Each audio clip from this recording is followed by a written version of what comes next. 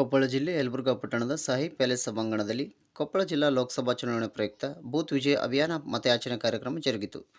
NDA ಮೈತ್ರಿಕೂಟದ ಕೊಪ್ಪಳ ಲೋಕಸಭಾ ಅಭ್ಯರ್ಥಿ ಬಸವರಾಜ್ ಕ್ಯಾವಟರ್ ಮಾತನಾಡಿ, ನಾನು ರಾಜಕೀಯಕ್ಕೆ ಹೊಸಬನಲ್ಲ. ನಮ್ಮ ತಂದೆಯವರು ಒಂದು ಬಾರಿ ಶಾಸಕರಾಗಿ ಹೈದರಾಬಾದ್ ಕರ್ನಾಟಕ ಮಂಡಳಿ ಅಧ್ಯಕ್ಷರಾಗಿ ಕೆಲಸ ಮಾಡಿದ್ದಾರೆ. ನಾನು ವೈದ್ಯನಾಗಿ ಸೇವೆ ಸಲ್ಲಿಸುತ್ತಿದ್ದರೂ ಸಹ ರಾಜಕೀಯ ಅನುಭವ ನನಗಿದೆ. ನಾನು ವೃತ್ತಿಯಲ್ಲಿ ವೈದ್ಯನಾಗಿ ಸೇವೆ ಮಾಡುತ್ತಾ ಸಾರ್ವಜನಿಕರ ಸಂಪರ್ಕದಲ್ಲಿದ್ದೇನೆ. ಕೇಂದ್ರ ಹಾಗೂ ರಾಜ್ಯದ ಮುಖಂಡರು ನನ್ನನ್ನು ಗುರುತಿಸಿ ಜನರ ಸೇವೆ ಮಾಡಲು ಅವಕಾಶ ಮಾಡಿಕೊಟ್ಟಿದ್ದಾರೆ. ನಮ್ಮ ದೇಶದ ಅಭಿವೃದ್ಧಿಗಾಗಿ ನರೇಂದ್ರ ಮೋದಿಯವರನ್ನು ಮತ್ತೊಮ್ಮೆ ಪ್ರಧಾನಮಂತ್ರಿಯನ್ನಾಗಿ ಮಾಡಬೇಕು. ಅಂದಾಗ ಮಾತ್ರ ರಾಷ್ಟ್ರ ಹಾಗೂ ರಾಜ್ಯದ ಅಭಿವೃದ್ಧಿಯಾಗುತ್ತದೆ ಎಂದವರು ಹೇಳಿದರು. ಶಾಸಕರಾಗಿದ್ದಾರೆ ಹಾಗೂ ಹೈದರಾಬಾದ್ ಕರ್ನಾಟಕ ಡೆವಲಪ್ಮೆಂಟ್ ಬೋರ್ಡ್ ಅಧ್ಯಕ್ಷರು ಆಗಿದ್ದಾರೆ.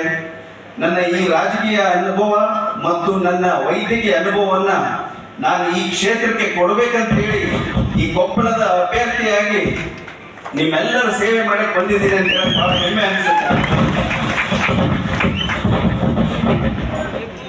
ಅಭಿವೃದ್ಧಿ ಆಗಿದ್ದಾವೆ. ಮಾನ್ಯ ಕರ್ಣಿ ಸಂಗಣ್ಣವರು ಕಳೆದ 10 ವರ್ಷದಲ್ಲಿ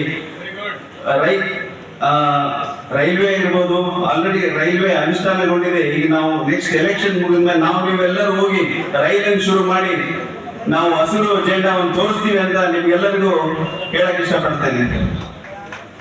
ಮತ್ತು ಹೈವೇ ಮಾಡಿರೋದಿರ್ಬೋದು, ಅನೇಕ ಕಾರ್ಯಗಳನ್ನು ಮಾಡಿದ್ದಾರೆ. ಕೇಂದ್ರೀಯ ವಿದ್ಯಾಲಯಗಳನ್ನು ಕೊಪ್ಪಳಕ್ಕೆ ಬಂದಿದೆ, ಗಂಗಾವತಿಗೆ ಬಂದಿದೆ, ಸಿಂಧನೂರಿಗೆ ಬಂದಿದೆ. ನಾವು ಮುಂದಿನ ಪೀರಿಯಡ್ ಅಲ್ಲಿ ಯಲಬುರ್ಗಾಕ್ಕೂ ಬರೋಣ ಅಂತ ಹೇಳಿ ನಾನು ಬಹಳ ವಿಶ್ವಾಸದಿಂದ ಹೇಳಕ್ ಇಷ್ಟಪಡ್ತೇನೆ. ಇವತ್ತು ಬರ್ಬೋದು, ಇನ್ನು ಕಾಂಗ್ರೆಸ್ನವ್ರು ಬರ್ಬೋದು, ಅವರೊಂದು ನಿಮಗೆ ಗ್ಯಾರಂಟಿ ಕಾರ್ಡ್ ಕೊಡ್ಬೋದು. ಅದೇ ದೇಶ ಕಟ್ಟೋ ಗ್ಯಾರಂಟಿ ಅಲ್ಲ, ಅದು ದೇಶವನ್ನು ಹಾಳು ಮಾಡೋ ಗ್ಯಾರಂಟಿ. ಅವ್ರ ಜಾತಿ ತಗೊಂಡು ಬರ್ಬೋದು, ಅವ್ರ ದುಡ್ಡು ತಗೊಂಡು ಬರ್ಬೋದು.